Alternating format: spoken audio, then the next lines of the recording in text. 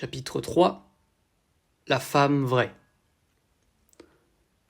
Pendant une semaine environ, madame de Langeais espéra revoir le marquis de Montriveau.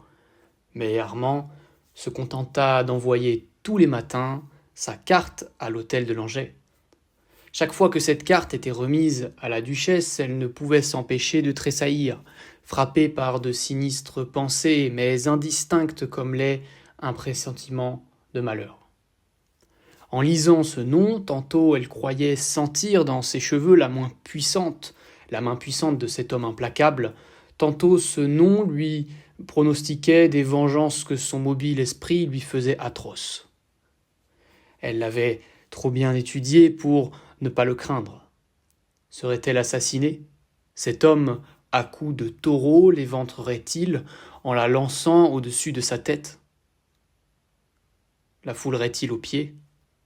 Quand, où, comment la saisirait-il ? La ferait-il bien souffrir et quel genre de souffrance méditait-il de lui imposer ? Elle se repentait. À certaines heures, s'il était venu, elle se serait jetée dans ses bras avec un complet abandon. Chaque soir, en s'endormant, elle revoyait la physionomie de Montriveau sous un aspect différent.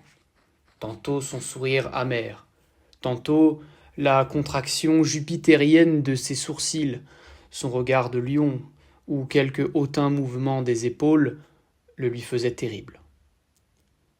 Le lendemain, la carte lui semblait couverte de sang. Elle vivait agitée par ce nom, plus qu'elle ne l'avait été par l'amant fougueux, opiniâtre, exigeant. Puis ses appréhensions grandissaient encore dans le silence. Elle était obligée de se préparer, sans secours étranger, à une lutte horrible dont il ne lui était pas permis de parler. Cette âme, fière et dure, était plus sensible aux titillations de la haine qu'elle ne l'avait été naguère aux caresses de l'amour. Ah, si le général avait pu voir sa maîtresse au moment où elle amassait les plis de son front entre ses sourcils, en se plongeant dans d'amères pensées, au fond de ce boudoir où il avait savouré tant de joie, peut-être eût-il conçu de grandes espérances. La fierté n'est-elle pas un des sentiments humains qui ne peuvent enfanter que de nobles actions ? Quoique madame de Langeais gardât le secret de ses pensées, il est permis de supposer que monsieur de Montriveau ne lui était plus indifférent. N'est-ce pas une immense conquête pour un homme que d'occuper une femme ? Chez elle, il doit nécessairement se faire un progrès dans un sens ou dans l'autre. Mettez une créature féminine sous les pieds d'un cheval furieux en face de quelque animal terrible. Elle tombera, certes, sur les genoux, elle attendra la mort, mais si la bête est clémente et ne la tue pas entièrement, elle aimera le cheval, le lion, le taureau, elle en parlera tout à l'aise. La duchesse se sentait sous les pieds du lion. Elle tremblait, elle ne haïssait pas. Ces deux personnes, si singulièrement posées l'une en face de l'autre, se rencontrèrent 3 fois dans le monde durant cette semaine. Chaque fois, en réponse à de coquettes interrogations, la duchesse reçut d'Armand des saluts respectueux et des sourires empreints d'une ironie si cruelle qu'ils confirmaient toutes les appréhensions inspirées le matin par la carte de visite. La vie n'est que ce que nous la font les sentiments. Les sentiments avaient creusé des abîmes entre ces deux personnes. La comtesse de Sérisy, sœur du marquis de Ronquerolles, donnait au commencement de la semaine suivante un grand bal auquel devait venir madame de Langeais. La première figure que vit la duchesse en entrant fut celle d'Armand. Armand l'attendait cette fois. Elle le pensa du moins. Tous deux échangèrent un regard. Une sueur froide sortit soudain de tous les pores de cette femme. Elle avait cru Montriveau capable de quelque vengeance inouïe, proportionnée à leur état. Cette vengeance était trouvée, elle était prête, elle était chaude, elle bouillonnait. Les yeux de cet amant trahi lui lancèrent les éclairs de la foudre et son visage rayonnait de haine heureuse. Aussi, malgré la volonté qu'avait la duchesse d'exprimer la froideur et l'impertinence, Son regard resta-t-il morne. Elle alla se placer près de la comtesse de Sérisy, qui ne put s'empêcher de lui dire « Qu'avez-vous, ma chère Antoinette ? Vous êtes à faire peur. » « Une contredanse va me remettre, » répondit-elle en donnant la main à un jeune homme qui s'avançait. Madame de Langeais se mit à valser avec une sorte de fureur et d'emportement que redoubla le regard pesant de Montriveau. Il resta debout, en avant de ceux qui s'amusaient à voir les valseurs. Chaque fois que sa maîtresse passait devant lui, ses yeux plongeaient sur cette tête tournoyante, comme ceux d'un tigre sûr de sa proie. La valse finie, la duchesse vint s'asseoir près de la comtesse, et le marquis ne cessa de la regarder en s'entretenant avec un inconnu. « Monsieur, lui disait-il, l'une des choses qui m'ont le plus frappé dans ce voyage. » La duchesse était tout oreille. « Et la phrase que prononce le gardien de Westminster en vous montrant la hache avec laquelle un homme masqué trancha, dit-on, la tête de Charles Ier, en mémoire du roi qui les dit à un curieux. »« Que dit-il » demanda madame de Sérisy. « Ne touchez pas à la hache, » répondit Montriveau, d'un son de voix où il y avait de la menace. « En vérité, monsieur le marquis, dit la duchesse de Langeais, vous regardez mon cou d'un air si mélodramatique en répétant cette vieille histoire, connue de tous ceux qui vont à Londres, qu'il me semble vous voir une hache à la main. » Ces derniers mots furent prononcés en riant, quoiqu'une sueur froide eût saisi la duchesse. « Mais cette histoire est par circonstance très neuve, répondit-il. »« Comment cela ? Je vous prie de grâce, en quoi ? » ?»« En ce que, madame, vous avez touché à la hache, » lui dit Montriveau à voix basse. « Quelle ravissante prophétie !» reprit-elle, en souriant avec une grâce affectée. « Et quand doit tomber ma tête ? » ?»« Je ne souhaite pas de voir tomber votre jolie tête, madame, je crains seulement pour vous quelque grand malheur. Si l'on vous tondait, ne regretteriez-vous pas ces cheveux si mignonnement blonds et dont vous tirez si bien parti ? Mais il est des personnes auxquelles les femmes aiment à faire de ces sacrifices, et souvent même à des hommes qui ne savent pas leur faire crédit d'un mouvement d'humeur. D'accord, eh bien, si tout à coup, par un procédé chimique implaisant, vous enlevez votre beauté, vous mettez à 100 ans, quand vous n'en avez pour nous que 18 ? Mais monsieur, dit-elle en l'interrompant, la petite vérole est notre bataille de Waterloo. Le lendemain, nous connaissons ceux qui nous aiment véritablement. Vous ne regretteriez pas cette délicieuse figure qui... Ah, beaucoup, mais moins pour moi que pour celui dont elle ferait la joie. Cependant, si j'étais sincèrement aimé, toujours bien, que m'importerait la beauté ? Qu'en dites-vous, Clara ? C'est une spéculation dangereuse, répondit madame de Sérisy. Pourrait-on demander à sa majesté le roi des sorciers, reprit madame de Langeais, quand j'ai commis la faute de toucher à la hache, moi qui ne suis pas encore allé à Londres ? Non so, fit-il, en laissant échapper un rire moqueur. Et quand commencera le supplice ? Là, Montriveau tira froidement sa montre et vérifia l'heure avec une conviction réellement effrayante.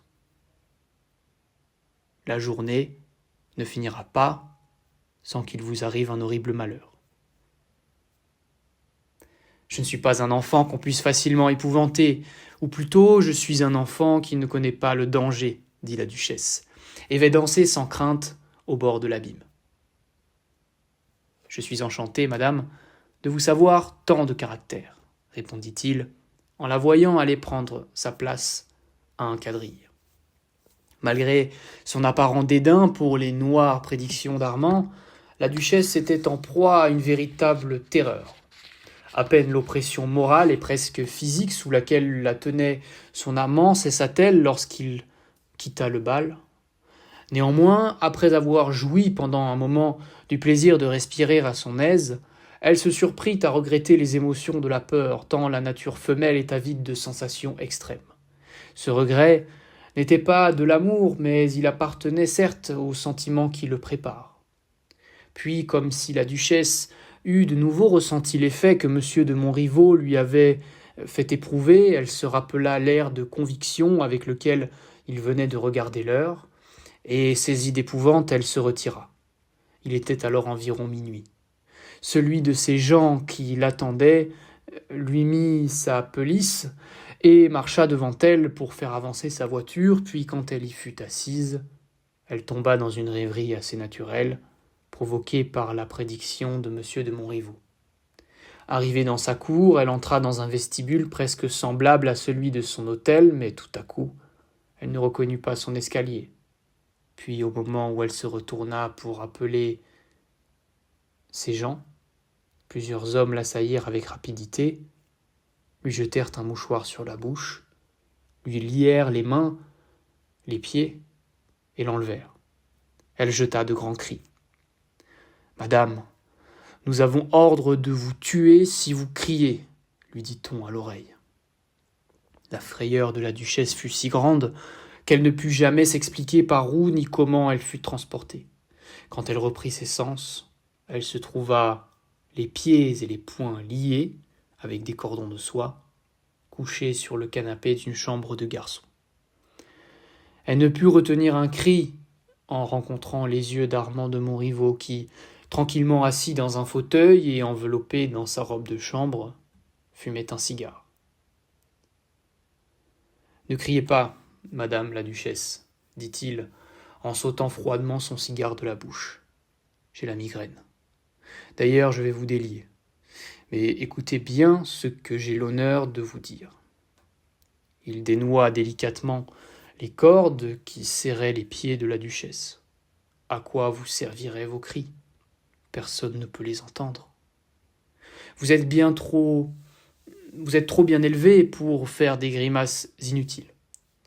Si vous ne vous teniez pas tranquille, si vous vouliez lutter avec moi, je vous attacherais de nouveau les pieds et les mains.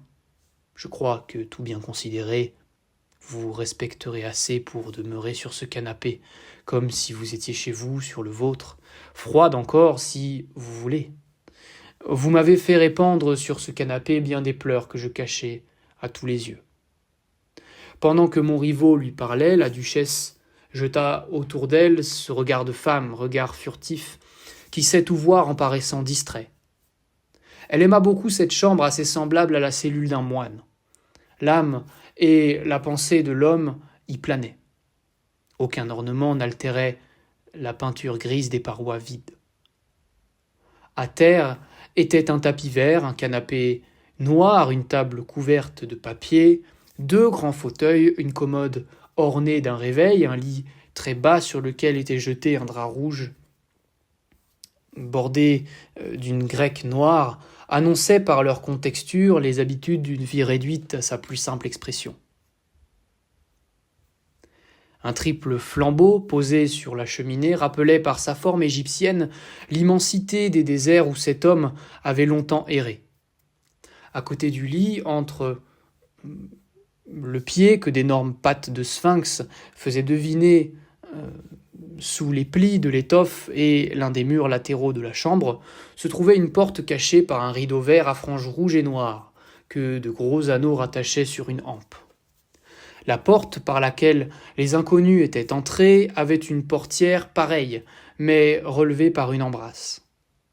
Au dernier regard que la duchesse jeta sur les 2 rideaux pour les comparer, elle s'aperçut que la porte voisine du lit était ouverte, et que des lueurs rougeâtres allumées dans l'autre pièce se dessinaient sous les filets d'en bas. Sa curiosité fut naturellement excitée par cette lumière triste qui lui permit à peine de distinguer dans les ténèbres quelques formes bizarres. Mais en ce moment, elle ne songea pas que son danger pût venir de là, et voulut satisfaire un plus ardent intérêt. « Monsieur, est-ce une indiscrétion de vous demander ce que vous comptez faire de moi ?» dit-elle avec une impertinence et une moquerie perçante. La duchesse croyait deviner un amour excessif dans les paroles de Montriveau. D'ailleurs, pour enlever une femme, ne faut-il pas l'adorer ? « Rien du tout, madame, répondit-il en soufflant avec grâce sa dernière bouffée de tabac. Vous êtes ici pour peu de temps. Je vais d'abord vous expliquer ce que vous êtes et ce que je suis. Quand vous vous tortillez sur votre divan, dans votre boudoir, je ne trouve pas de mots pour mes idées. Puis, chez vous, à la moindre pensée qui vous déplaît, vous tirez le cordon de votre sonnette, vous criez bien fort et mettez votre amant à la porte comme s'il était le dernier des misérables. Ici, j'ai l'esprit libre. Ici, personne ne peut me jeter à la porte. Ici, vous serez ma victime pour quelques instants et vous aurez l'extrême bonté de m'écouter. Ne craignez rien. Je ne vous ai pas enlevé pour vous dire des injures, pour obtenir de vous par violence ce que je n'ai pas su mériter, ce que vous n'avez pas voulu m'octroyer de bonne grâce. Ce serait une indignité. Vous concevez peut-être le viol, moi, je ne le conçois pas. Il lança par un mouvement sec son cigare au feu. Madame, la fumée vous incommode sans doute ? Aussitôt il se leva, prit dans le foyer une cassolette chaude, y brûla des parfums et purifia l'air. L'étonnement de la duchesse ne pouvait se comparer qu'à son humiliation. Elle était au pouvoir de cet homme, et cet homme ne voulait pas abuser de son pouvoir. Ses yeux jadis si flamboyants d'amour, elle les voyait calmes et fixes comme des étoiles. Elle trembla. Puis la terreur qu'Armand lui inspirait fut augmentée par une de ces sensations pétrifiantes analogues aux agitations sans mouvement ressenties dans le cauchemar. Elle resta clouée par la peur, en croyant voir la lueur placée derrière le rideau, prendre de l'intensité sous les aspirations d'un soufflet. Tout à coup, les reflets devenus plus vifs avaient illuminé 3 personnes masquées. Cet aspect horrible s'évanouit si promptement qu'elle le prit pour une fantaisie d'optique. Madame, reprit Armand en la contemplant avec une méprisante froideur, 1 minute, une seule, me suffira pour vous atteindre dans tous les moments de votre vie. La seule éternité dont je puisse disposer, moi, je ne suis pas Dieu. Écoutez-moi bien, dit-il, en faisant une pause pour donner de la solennité à son discours. L'amour viendra toujours à vos souhaits. Vous avez sur les hommes un pouvoir sans bornes, mais souvenez-vous qu'un jour, vous avez appelé l'amour. Il est venu pur et candide, autant qu'il peut l'être sur cette terre. Aussi respectueux qu'il était violent, caressant, comme l'est l'amour d'une femme dévouée, ou comme l'est celui d'une mère pour son enfant, enfin si grand qu'il était une folie. Vous vous êtes joué de cet amour, vous avez commis un crime. Le droit de toute femme est de se refuser à un amour qu'elle sent ne pouvoir partager. L'homme qui aime sans se faire aimer ne saurait être plaint et n'a pas le droit de se plaindre. Mais madame la duchesse, attirée à soi en feignant le sentiment, un malheureux privé de toute affection, lui faire comprendre le bonheur dans toute sa plénitude pour le lui ravir, lui voler son avenir de félicité, le tuer non seulement aujourd'hui, mais dans l'éternité de sa vie, en empoisonnant toutes ses heures et toutes ses pensées, voilà ce que je nomme un épouvantable crime. Monsieur, je ne puis encore vous permettre de me répondre. Écoutez-moi donc toujours. D'ailleurs, j'ai des droits sur vous, mais je ne veux que de ceux du juge sur le criminel afin de vous réveiller votre conscience. Si vous n'aviez plus de conscience, je ne vous blâmerais point, mais vous êtes si jeune. Vous devez vous sentir encore de la vie au cœur, j'aime à le penser. Si je vous crois assez dépravé pour commettre un crime impuni par les lois, je ne vous fais pas assez dégradé pour ne pas comprendre la portée de mes paroles. Je reprends. En ce moment, la duchesse entendit le bruit sourd d'un soufflet, avec lequel les inconnus qu'elle venait d'entrevoir attisaient sans doute le feu dont la clarté se projeta sur le rideau, mais le regard fulgurant de Montriveau la contraignit à rester palpitante et les yeux fixes devant lui. Quelle que fût sa curiosité, le feu des paroles d'Armand l'intéressait plus encore que la voix de ce feu mystérieux.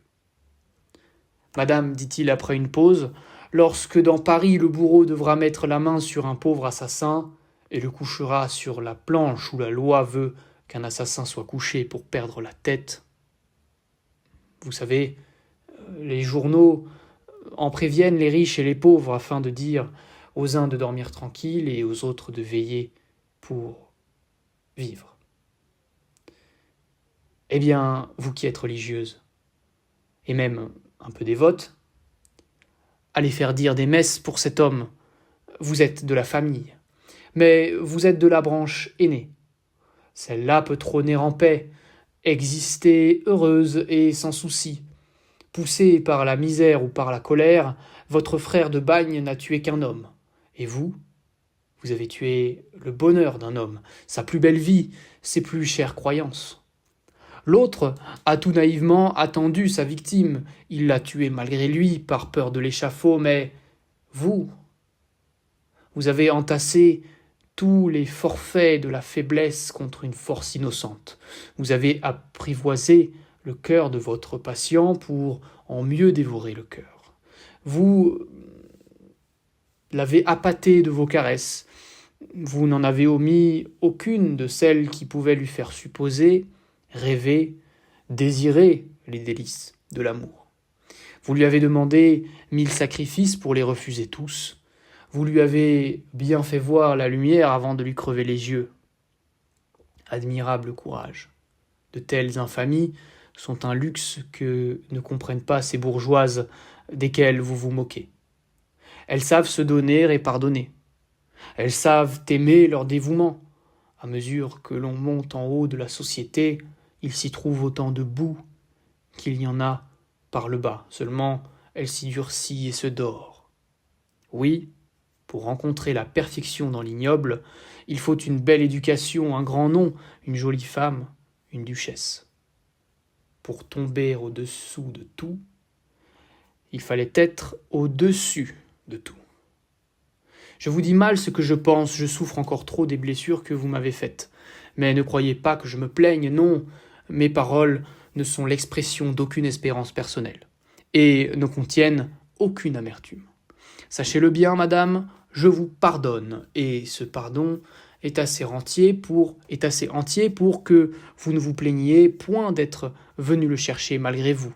Seulement, vous pourriez abuser d'autres cœurs aussi enfants que l'est le mien, et je dois leur épargner des douleurs. Vous m'avez donc inspiré une pensée de justice. Expiez votre faute ici-bas, Dieu vous pardonnera peut-être, je le souhaite, mais il est implacable et vous frappera. À ces mots, les yeux de cette femme abattue, déchirés, se remplirent de pleurs. Pourquoi pleurez-vous ? Restez fidèle à votre nature, vous avez contemplé sans émotion les tortures du cœur que vous brisiez. Assez, madame, consolez-vous. Je ne puis plus souffrir. D'autres vous diront que vous m'avez donné la vie. Moi, je vous dis avec délice que vous m'avez donné le néant. Peut-être devinez-vous que je ne m'appartiens pas, que je dois vivre pour mes amis, et qu'alors j'aurai la froideur de la mort et les chagrins de la vie à supporter ensemble. Auriez-vous tant de bonté ? Seriez-vous comme les tigres du désert qui font d'abord la plaie et puis la lèchent ? La duchesse fondit en larmes. Épargnez-vous donc ces pleurs, madame. Si j'y croyais, ce serait pour m'en défier. Est-ce ou n'est-ce pas un de vos artifices ? Après tous ceux que vous avez employés, comment penser qu'il peut y avoir en vous quelque chose de vrai ? Rien de vous n'a désormais la puissance de m'émouvoir, j'ai tout dit. Madame de Langeais se leva par un mouvement à la fois plein de noblesse et d'humilité. Vous êtes en droit de me traiter durement, dit-elle, en tendant à cet homme une main qu'il ne prit pas. Vos paroles ne sont pas assez dures encore, et je mérite cette punition. Moi, vous punir, madame, mais punir, n'est-ce pas aimer ? N'attendez de moi rien qui ressemble à un sentiment. Je pourrais me faire, dans ma propre cause, accusateur et juge, arrêt et bourreau, mais non. J'accomplirai tout à l'heure un devoir, et nullement un désir de vengeance. La plus cruelle vengeance est, selon moi, le dédain d'une vengeance possible. Qui sait? Je serai peut-être le ministre de vos plaisirs, désormais, en portant élégamment la triste livrée dont la société revêt les criminels, peut-être serez-vous forcé d'avoir leur probité, et alors vous aimerez. La duchesse écoutait avec une soumission qui n'était plus jouée ni coquettement calculée. Elle ne prit la parole qu'après un intervalle de silence. « Armand, dit-elle, il me semble qu'en résistant à l'amour, j'obéissais à toutes les pudeurs de la femme, et ce n'est pas de vous que j'eusse attendu de tels reproches. Vous vous armez de toutes mes faiblesses pour m'en faire des crimes. Comment n'avez-vous pas supposé que je puisse être entraîné au-delà de mes devoirs par toutes les curiosités de l'amour, et que le lendemain je fusse fâché, désolé d'être allé trop loin? Hélas, c'était péché par ignorance. Il y avait, je vous le jure, autant de bonne foi dans mes fautes que dans mes remords. Mes duretés trahissaient bien plus d'amour que n'en accusaient mes complaisances. Et d'ailleurs, de quoi vous plaignez-vous?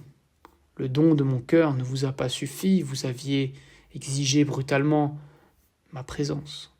Brutalement, s'écria M. de Montriveau, mais il se dit à lui-même, je suis perdu si je me laisse prendre à des disputes de mots. Oui, vous êtes arrivé chez moi comme chez une de ces mauvaises femmes, sans le respect, sans aucune des attentions de l'amour. N'avais-je pas le droit de réfléchir? Eh bien, j'ai réfléchi. L'inconvenance de votre conduite est excusable, l'amour en est le principe. Laissez-moi le croire et vous justifier à moi-même. Eh bien, Armand, au moment même où ce soir vous me prédisiez le malheur, moi, je croyais à notre bonheur. Oui, j'avais confiance en ce caractère noble et fier dont vous m'avez donné tant de preuves. Et j'étais tout à toi, ajouta-t-elle en se penchant à l'oreille de Montriveau. Oui, j'avais je ne sais quel désir de rendre heureux un homme si violemment éprouvé par l'adversité. Maître pour maître, je voulais un homme grand. Plus je me sentais haut, moins je voulais descendre. Confiante en toi, je voyais toute une vie d'amour au moment où tu me montrais la mort. La force ne va pas sans la bonté. Mon ami, tu es trop fort pour te faire méchant contre une pauvre femme qui t'aime. Si j'ai eu des torts, ne puis-je donc obtenir un pardon? Ne puis-je les réparer? Le repentir et la grâce de l'amour. Je veux être bien gracieuse pour toi.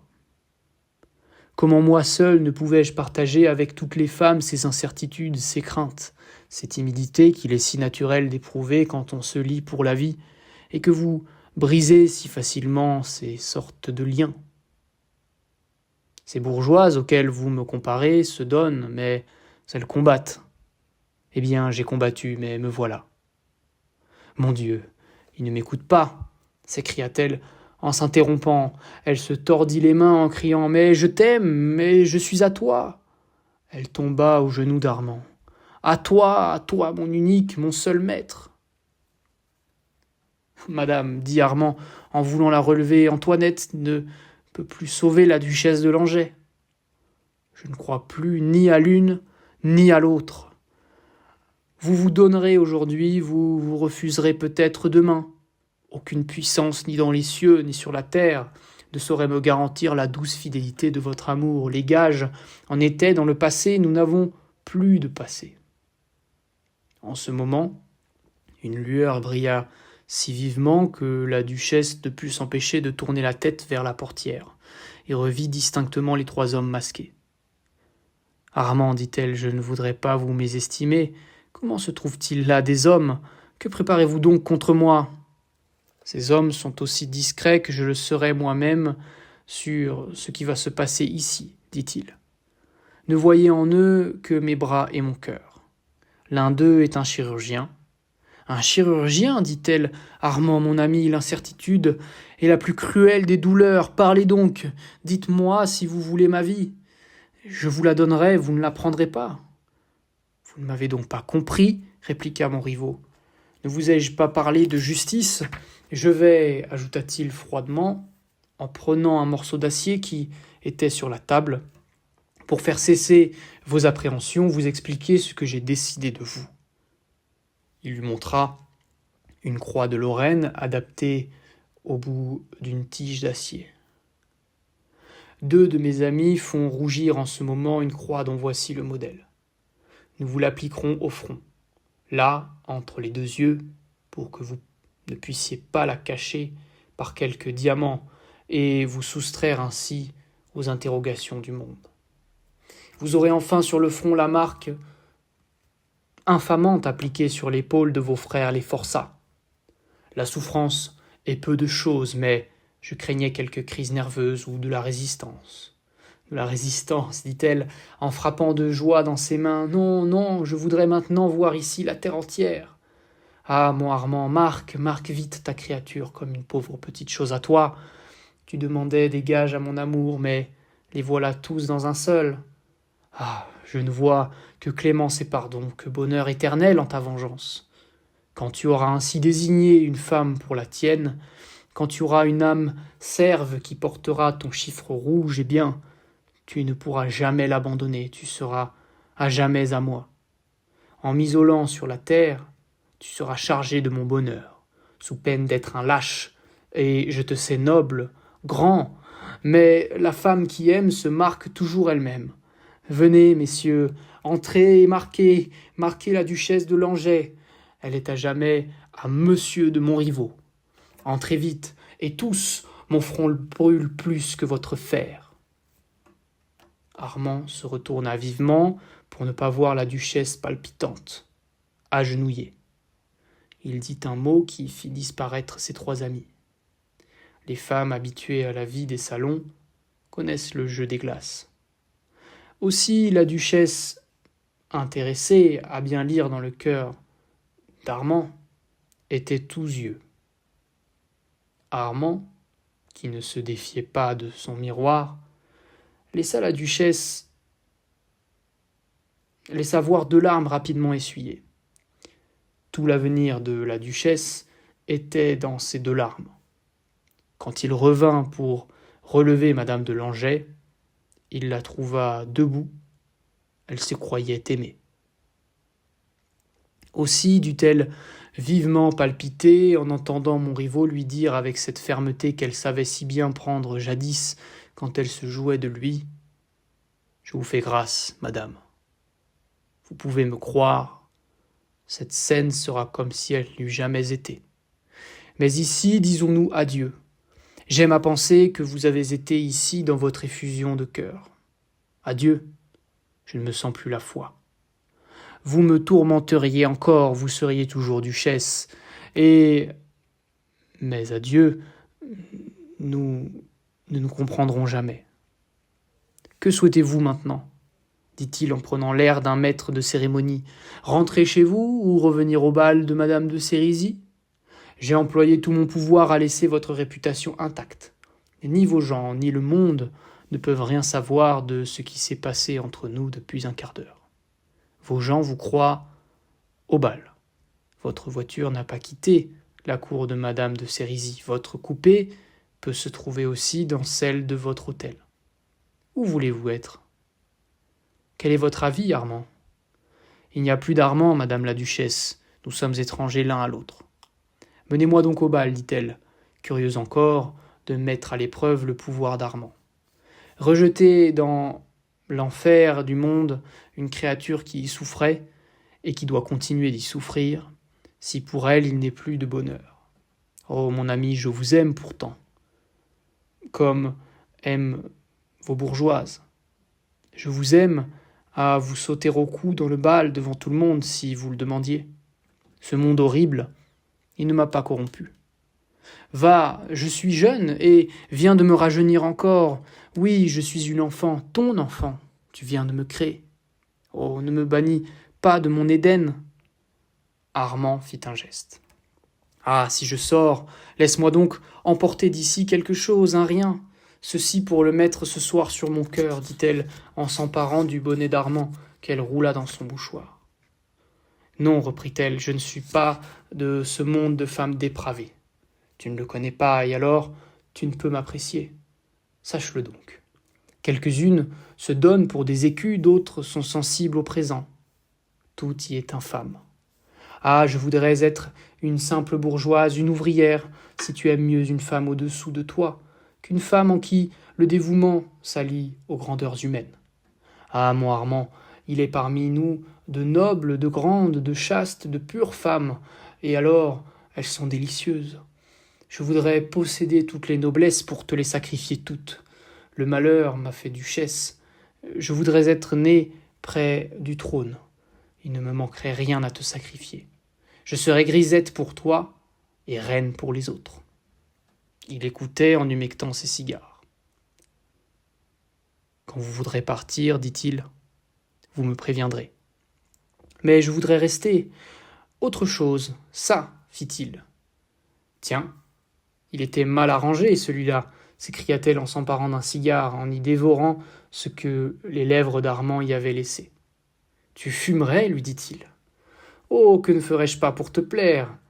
Eh bien, allez-vous-en, madame. J'obéis, dit-elle en pleurant. Il faut vous couvrir la figure pour ne point voir les chemins par lesquels vous allez passer. Me voilà prête, Armand, dit-elle en se bandant les yeux.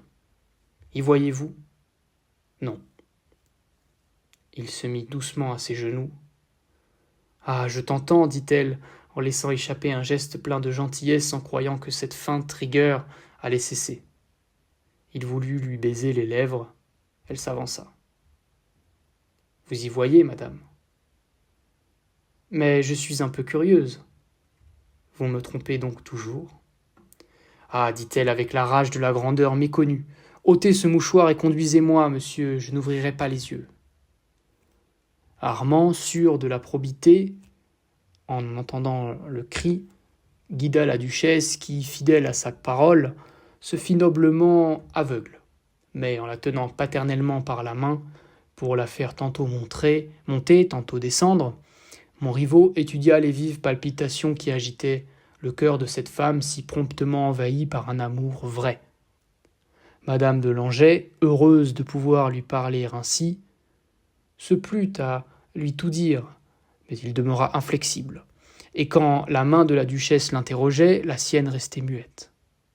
Enfin, après avoir cheminé pendant quelque temps ensemble, Armand lui dit d'avancer. Elle avança et s'aperçut qu'il empêchait la robe d'effleurer les parois d'une ouverture sans doute étroite. Madame de Langeais fut touchée de ce soin. Il trahissait encore un peu d'amour, mais ce fut en quelque sorte l'adieu de Montriveau, car il la quitta sans lui dire un mot. En se sentant dans une chaude atmosphère, la duchesse ouvrit les yeux. Elle se vit seule devant la cheminée du boudoir de la comtesse de Sérisy. Son premier soin fut de réparer le désordre de sa toilette.